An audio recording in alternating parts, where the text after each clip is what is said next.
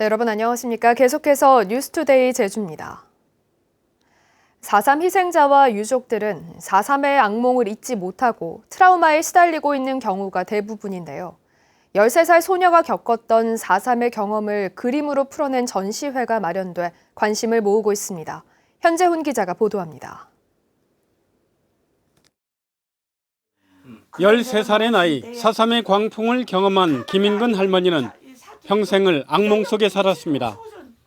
총상이 겨우 목숨을 건진 어머니와 함께 살아낸 질곡의 삶은 아직 가슴 속 응어리진 한으로 남았습니다. 애기들 4살짜리, 2살짜리, 그 달이 산딸 언니, 이만희 언니까지 전부 잡혀서 9시고 전부 가불고 나까지 10인데. 한평생 북받치는 억울함을 제대로 풀어내지도 못한 채 혼자 사귀어야 했던 팔순의 노인. 처음에 난 막 부해나면 노래도 불러봤다. 이런 종이들 받으면 막 그림 그리고 음식을 잘 쓰지 못해도 그런 것만 하면 그땐 4.3이 기억나가 편안해. 2010년부터 구술과 그림을 통해 70여 년 전 기억들을 풀어내는 작업을 해왔습니다. 4.3 이전 평화롭던 추억부터 군경 토벌대가 들이닥친 그날의 모습, 총상을 입었던 어머니까지 입 밖으로 꺼내기도 어려웠던 9 식구의 죽음은 잘려나간 대나무로 하나의 대나무 가지는 자신의 모습으로 표현했고 암흑의 검정에서 빨강을 거쳐 노랑으로 변하는 감정의 변화를 겪었습니다. 4.3 이야기가 분명히 있고 어디에나 있는 이야기임에도 불구하고 어제에서도 할 수 없었고 꺼낼 수도 없었던 분들의 마음을 대변했고 당신들의 이야기가 이제 여기에서부터 있다, 여기에서부터 시작이 된다라는 것을 드러내기 위해서 트라우마를 극복하기 위한 미술 치료의 일환으로 시작한 그림들. 김 할머니가 그려낸 30여 점의 작품은 이달 중에 대중들에게 선보입니다. MBC 뉴스 현재훈입니다. 최근 10년 공공임대주택의 높은 분양가 때문에 불만을 호소하는 입주자들의 목소리가 커지고 있습니다. 분양 전환 시세 차익을 건설 사업자가 오롯이 챙기고 입주자들은 보호받지 못하는 현행 제도 개선이 절실합니다. 박주연 기자입니다. 제주 지역에서 10년 공공임대주택으로는 처음으로 이달 분양이 시작되는 하귀 휴먼시아 2단지. 246세대 해당 단지 84제곱미터형의 분양 전환가는 3억 원. 10년 전 입주 당시 분양가 1억 9천만 원보다 1억 원 이상 비싸게 책정됐습니다. 당장 목돈을 구할 수 없는 입주민들은 쫓겨날 위기에 처했습니다. 당장 소득이 없는 세대들은 대출이나 이런 것들이 힘들기 때문에요. 퇴거를 예상하고 있습니다. 그런 부분들 때문에 입주민들이 걱정이 이만저만이 아닙니다. 분양 전환이 진행 중인 제주시 사마부형 아파트도 사정은 마찬가지. 10년 공공임대주택으로 5년이 지나 조기 분양이 시작됐지만 최근 책정된 84제곱미터형의 감정가는 3억 5천만 원. 입주 당시 예상 분양가보다 1억 원이 넘게 올라 분양을 포기하는 입주자도 속출하고 있습니다. 부동산 상승에 따른 혜택은 건설사가 고스란히 다 독식을 하고 저희들 입주민 측에서는 일체 혜택을 받을 수 없는 상황입니다. 이처럼 10년 공공임대주택이 분양가 논란의 대상이 된 것은 공공주택특별법 때문입니다. 10년 공공임대주택의 경우 분양 전환가는 감정평가 금액을 초과할 수 없다고만 규정하고 있어 사업자는 시세를 반영한 감정평가 금액을 분양가로 결정하고 있습니다. 임차인이 분양을 포기하더라도 사업자는 아무런 규제 없이 제3자에게 매매할 수 있어 사업자가 손해볼 일은 없는 셈입니다. 이처럼 사업자만 배불리는 불합리한 규정을 바로잡기 위한 법 개정 움직임이 시작됐습니다. 5년 공공임대주택과 같이 건설원가와 감정평가 금액의 평균 금액으로 분양가로 책정하도록 하자는 겁니다. 정작 집 없는 서민을 위한 주택이 오히려 집 없는 서민을 잡는 주택으로 바뀌어지고 있죠. LH가 수익을 남기고 임차인은 길거리로 나앉아야 하는 현재 상황 때문입니다. 반드시 고쳐야 합니다. 제주 지역의 10년 후 분양 전환 임대 아파트는 4천여 세대. 무주택자들의 내 집 마련 꿈을 실현하기 위해 도입된 10년 공공임대 정책의 근본 취지를 살리기 위해서라도 제도 개선이 시급해 보입니다. MBC 뉴스 박주연입니다. 원희룡 도지사는 어제 제주공항 워크스루 선별진료소를 찾아 코로나19 방역 대책 상황을 논의했습니다. 원 지사는 추석 연휴 이후 한글날 연휴에도 입도객이 늘 것으로 예상된다며 긴장을 늦추지 말고 코로나19 방역 태세를 유지해 줄 것을 직원들에게 당부했습니다. 한편 제주도는 코로나19 잠복기를 고려해 오는 18일까지 위험 기간으로 설정하고 다른 지역을 방문한 유증상자 진단검사 지원 등 고강도 사후 방역 관리에 돌입합니다.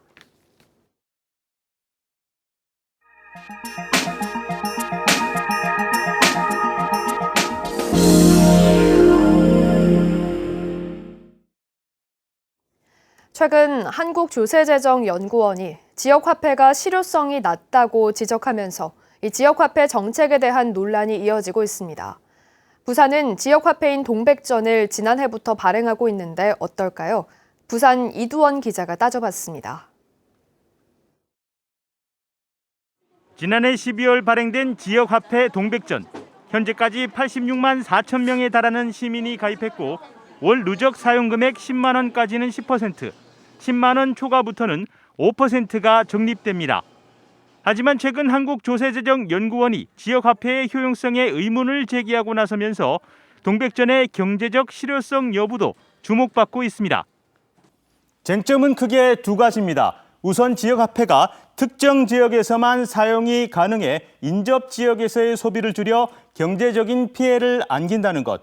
또 조세현은 동네 마트와 전통시장은 대형 마트보다 물건 가격이 비싸고 다양성이 떨어진다며 지역의 특정 상점에서만 소비하도록 하는 지역화폐로 소비자 후생이 감소한다는 주장을 하고 있습니다. 하지만 이는 인접 지역의 소비 감소보다 지역의 대형마트 수익 대부분이 서울에 있는 유통기업 본사로 귀속돼 지역에 돈이 돌지 못하는 경제적 타격이 더 크다는 점을 간과했다는 지적입니다. 중앙으로 쏠려지는 게 문제라는 인식에서 출발하게 된 겁니다. 그러니까 중앙으로 이전되는 걸 최대한 방어하는 게 목적인 거죠. 그런데 그거를 지역 내에서 움직여지는 것이 문제다. 혹은 지역 내 인근 상권을 해친다라고 바라보는 것 자체가 사실 문제인식이 상당히 잘못되어 있는 부분이라고 볼 수 있습니다. 또 대형마트의 소비자 후생이 더 높다는 조세현의 주장에 대해선 지역경제 활성화에 대한 이해도가 낮은 지극히 수도권 중심적인 관점이라는 게 지역화폐 전문가들의 공통적인 의견입니다. 국가 차원에서 지역 경제를 이렇게 설계하는 게 아니고, 그러니까 우리가 우리의 방식으로 우리의 물품이 좀 활성화될 수 있고, 기왕이면은 우리 지역에 사는 사람들, 이제 그 가게에 가서 물건들 사고 뭐 이런 관점이거든요. 조세현은 지역화폐 효과에 대한 유의미한 결론은 통계상으로도 밝혀지지 않았다고 주장하지만 이 통계조사 기간이 지난 2010년부터 2018년이어서 부산 사정에도 맞지 않다는 게 전문가들의 지적입니다. MBC 뉴스 이두원입니다. 도쿄올림픽을 위해 비축했던 일본산 활어가 수입되면서 국내산 참돔 가격이 폭락했습니다. 어민들은 정부가 수입량을 조절해야 한다고 주장하지만 해양수산부는 무역 보복의 가능성이 있어 어렵다는 입장입니다. 여수 강서영 기자입니다. 전남 여수의 한 해상 양식장에 2kg 안팎의 대물 참돔들이 꽉 들어찼습니다. 1kg 남짓일 때가 가장 팔기 좋은 시점이지만 출하 시기를 놓치다 보니 바다 어장에서 몸집만 커져버린 겁니다. 보시는 것처럼 가두리 양식장에는 제대로 팔리지 못해 크기가 커진 참돔들로 가득합니다. 물량 적체가 가중되다 보니 요즘 가격은 킬로그램당 8,500원 선으로 지난해보다 20% 넘게 떨어졌습니다. 수협은 도쿄올림픽을 위해 비축됐던 일본산 참돔이 올림픽 연기 이후 대량 국내로 유입된 데 따른 현상으로 보고 있습니다. 실제로 올해 일본산 활참돔 수입량은 250여 톤으로 지난해보다 40% 이상 늘어나 산지에서는 수입량을 조절해야 한다는 요구가 거셉니다. 정부 통계는 뭐 20% 하락이라고 하는데 실제 우리 어장의 어민들이 지금 가격 폭은 한 40% 하락 폭에 이게 팔고 있습니다. 하여튼 일본 때문에 저희 우리나라 어민들이 죽을 지경에 있습니다. 그러나 수입량을 제한하거나 검역 비율을 높여 간접적으로 수입량을 조절하는 방안은 무역 보복의 빌미를 줄 수 있다는 것이 해양수산부의 입장입니다. 이것을 국가 차원에서 보조하고 수급 조절을 하고 또 지원해주지 않으면은 우리 활어, 어류, 양식 어가들은 도산할 수밖에 없습니다. 참돔에 이어 가을 어종인 방어도 다음 달이면 본격적으로 국내에 밀려들 상황. 코로나19로 인한 소비 침체 속 극심한 이중고를 겪고 있는 해상 양식업계에 효과적인 유통 지원 대책이 시급합니다. MBC 뉴스 강서영입니다.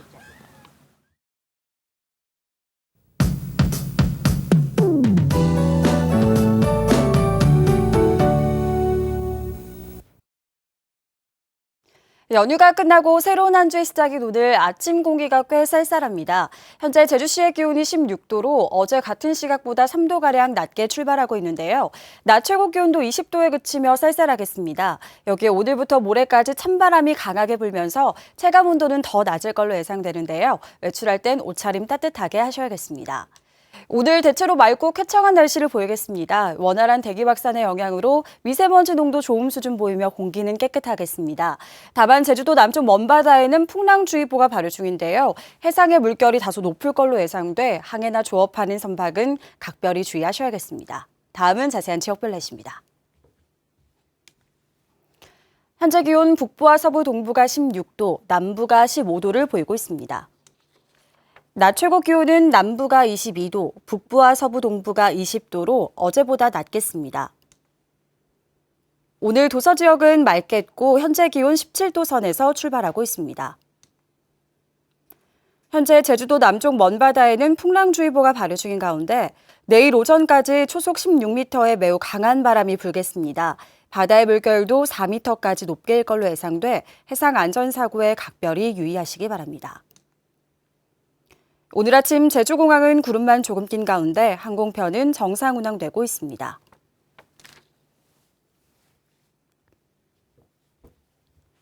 주간 날씨입니다. 대체로 구름 많은 날씨 예상되고요. 금요일에는 비 소식이 있겠습니다. 내셨습니다. 제주에서 포커게임 대회 현장이 확인돼 긴급 해산 조치가 내려졌습니다.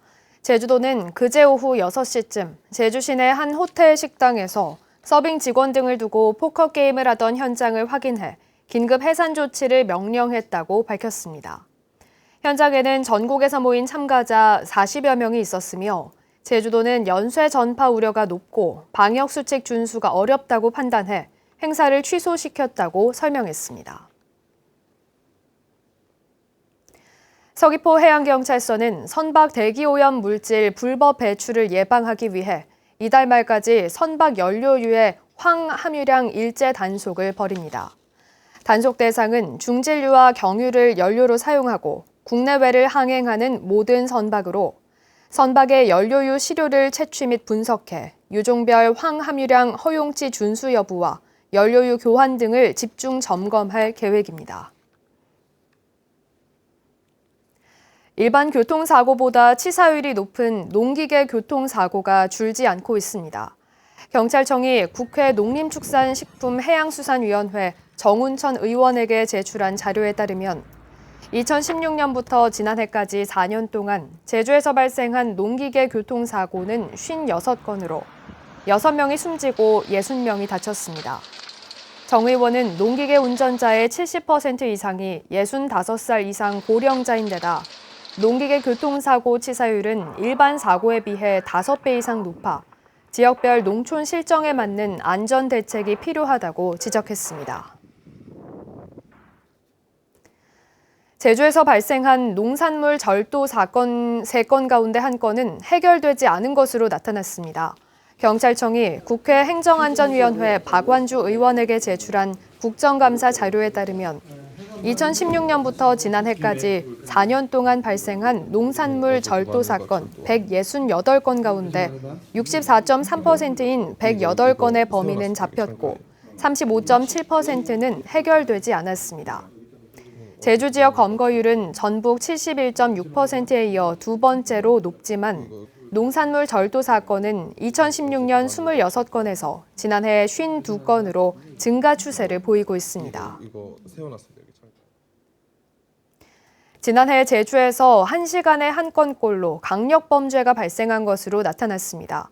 더불어민주당 소병훈 의원이 경찰청으로부터 제출받은 국정감사 자료에 따르면 지난해 제주에서 발생한 4대 강력범죄는 모두 8,300여 건으로 하루 평균 23건씩 발생했습니다. 폭력이 전체 61%로 가장 많았고 살인과 강도 사건도 각각 20건 이상씩 발생했습니다. 뉴스투데이 제주였습니다. 고맙습니다.